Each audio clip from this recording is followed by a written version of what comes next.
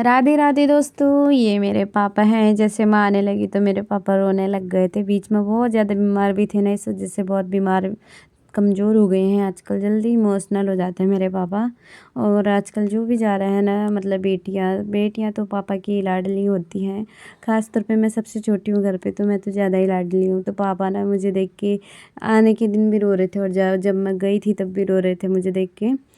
और जब जा रहे थे हम लोगों को ना अपने आप को मजबूत करना पड़ता है। और मैं आ रही थी वापस, मम्मी मुझे छोड़ने के लिए आ रही थी। तन्नू माँ हम अपनी दादी को छोड़ नहीं रहा था, माँ को यानी। तो मैं भी आता हूँ बोला था, तो मैं मम्मी ने बोला था कि थोड़े नीचे निकल जा, फिर मैं आऊँगी चुपके से करके। तो मैं थोड़ी देर नीचे चले गई थी, और वहाँ से देख रही थी तन्नू मुझे बाय कर रहा था, बोल रहा था कि जल्दी आना बुआ करके। पापा तब भी मुझे देख के रो रहे थे ऊपर से। इमोशनल हो जाते हैं मेरे पापा आजकल।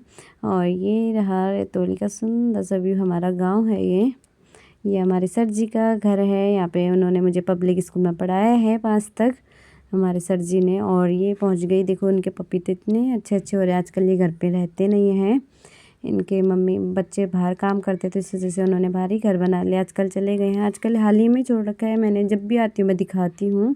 ये रहा रामगंगा नदी है, मम्मी मुझे पहुँचाने आ रही थी। देवांश से जिद कर रहा था, मैंने कहा चलो पुल के पास में पकड़ दे, मम्मी से बोला था।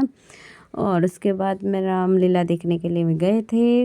रामलीला की तो मैंने पहले भी दिखाई थी आपको वीडियोज़। और इसी के साथ रामलीला में बहुत अच्छा लगा था।